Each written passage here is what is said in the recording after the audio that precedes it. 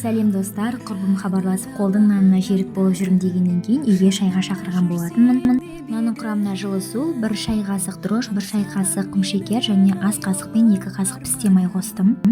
Қамырды жабысқақ етіп, жұмсақ етіп илейміз. Илеп болған қамырымызды қолымызды суға малып, тағы да үстінен басып шығамыз. Қамыр ашығаннан кейін табаға салып, дәл сол күйінде тағы да 1-2 сағатқа қалдырамыз. Қамыр өзінің қалпынан 2 есе көтерілу қажет.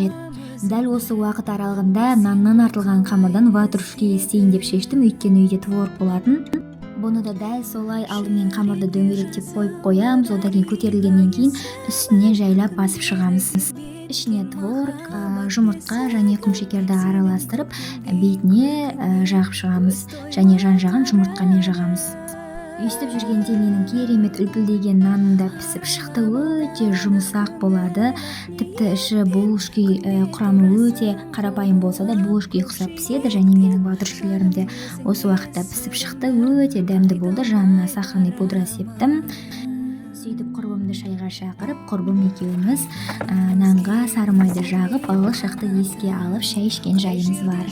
Ас болсын.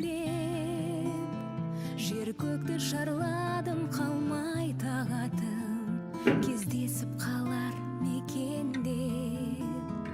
Асыға күттім таң нұрын, айта алмай сырым жан мұңым. Дариға жүрек жүрсің ау аңсаумен.